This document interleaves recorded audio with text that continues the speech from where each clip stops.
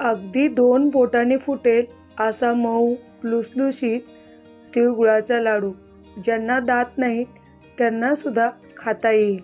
एक खास ट्रिक वापरून आज आपण हे तिळगुळाचे लाडू बनवलेले आहेत. चला तर मग रेसिपीला सुरुवात करूया. इथे आपण 4 वाटी गूळ घेतलेला आहे आणि 4 वाटी देशी तीळ घेतलेले आहे. सम प्रमाणात आपण येथे तीळ गूळ घेतलेले आहे. ही गावरान देशी तीळ आहे. ह्या तिळाला पॉलिश केलेले नाही आणि ही तीळ चवीला छान असतात. तर आता आपण इथे ज्या एकाच वाटीची सर्व मापे घेतलेली आहेत. तूप आपण 2 चमचे घेतलेले आहे आणि इथे शेंगदाणे घेतलेले आहेत. शेंगदाणे आपण तव्यावरती छान भाजून त्याची साल काढून घेणार आहोत.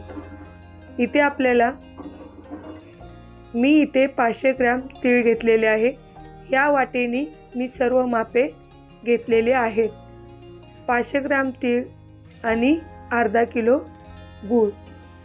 इथे आपण हे शेंगदाणे गॅस मीडियम हीटवरती ठेवून छान असे हे शेंगदाणे आपल्याला भाजून घ्यायचे आहेत. या पद्धतीने सर्वकडून शेंगदाणे भाजावेत म्हणून असं सारखं मिक्स करत राहायचं आहे.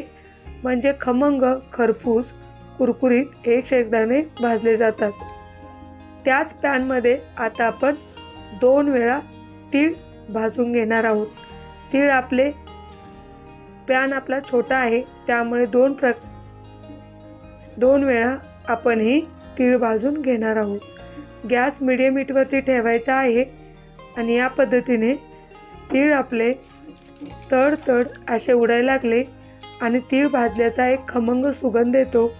मग समजायचं आपले तीळ छान प्रकारे भाजले आहे. या पद्धतीने हा तिळाचा कलर सुद्धा आता थोडाफार चेंज झालेला आहे. हे एका ताटामध्ये आपल्याला काढून घ्यायचं आहे. हे पहा, या पद्धतीने चेक करायचं आहे. आता आपले तीळ थंड व्हायला आपण बाहेर ठेवूया. या कढईमध्ये आपल्याला तूप घ्यायचं आहे. 2 चमचे तूप घ्यायचं आहे. तूप टाकल्यामुळे आपला पाक करपत नाही आणि लाडूला खूप छान चव येते. अगदी अर्धी वाटीलाही कमी इथे 4 चमचे आपण इथे पाणी टाकलेलं आहे. आता हा गूळ आपल्याला इथे वितळून घ्यायचा आहे. आपला गूळ वितळत आहे तोपर्यंत आपण शेंगदाण्याची साल काढून घ्यायची आहे. या पद्धतीने सारखं मिक्स करत राहायचं आहे.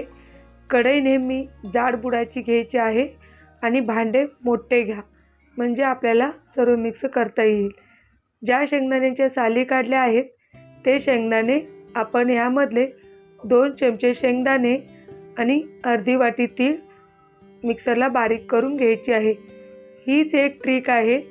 शेंगदाणे आणि थोडे तीळ या पद्धतीने बारीक करून घातल्यामुळे आपल्या लाडूला बाइंडिंग छान येतं. आता या शेंगदाण्यांचे अशा पद्धतीने आपण दाणे करून घ्यायचे आहेत म्हणजे लाडूमध्ये छान दिसते आणि चवसुद्धा खाताना छान लागते. हे पहा, पाक आपला उकळलेला आहे. पाकाला छान फेस आलेला आहे. आता यामध्ये आपल्याला वेलची पावडर टाकायची आहे 2 चमचे. तुम्हाला आवडत असेल तर टाका, नाही वापरली तरीसुद्धा चालेल. त्यानंतर जायफळ टाकायचे आहे. अगदी 2 ते 3 पेरेच जायफळचे घ्यायचे आहे. आता हे आपण छान मिक्स करून घ्यायचं आहे. एका भांड्यामध्ये पाणी घ्यायचं आहे आणि त्या थंड पाण्यामध्ये गुळाच्या पाकाचा गोळा बनला जेलीसारखा तर समजायचा आपला हा पाक तयार आहे. या पद्धतीने आता आपण यामध्ये तीळ टाकायचे आहे. तीळ टाकल्यानंतर शेंगदाणे सुद्धा आपण लगेच टाकून घ्यायचे आहेत. आता आपण हे सर्व छान मिक्स करून घ्यायचं आहे. ही मिक्सरला बारीक केलेली पावडर सुद्धा आपण यामध्ये मिक्स केलेली आहे. आता हे सर्व छान मिक्स करून घेऊया. हे पहा. हे तुम्हाला आता पातळ वाटत असेल, अगदी एका मिनिटामध्ये हे मिश्रण लगेच घट्ट व्हायला तयार होतं आणि आपली लाडू बनवायला आपल्याला खूप वेळ लागतो. म्हणून हे गरम आहे तोपर्यंतच आपण याचे पटकन लाडू वळून घ्यायचे आहेत.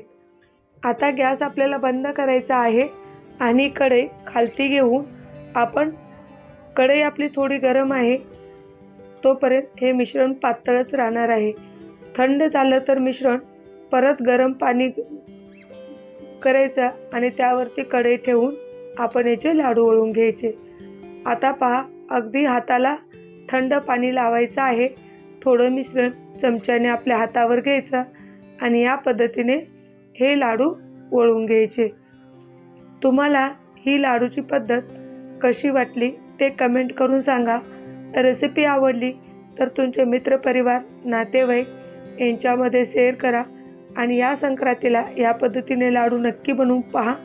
रेसिपी आवडली तर लाईक करा, शेअर करा आणि चॅनलवर नवीन असाल तर चॅनलला सबस्क्राईब करा. तुम्हा सर्वांना माझ्याकडून मकर संक्रांतीच्या हार्दिक शुभेच्छा. तिळगुळ घ्या, गोड गोड बोला. हॅपी मकर संक्रांत. धन्यवाद व्हिडिओ पाहिल्याबद्दल.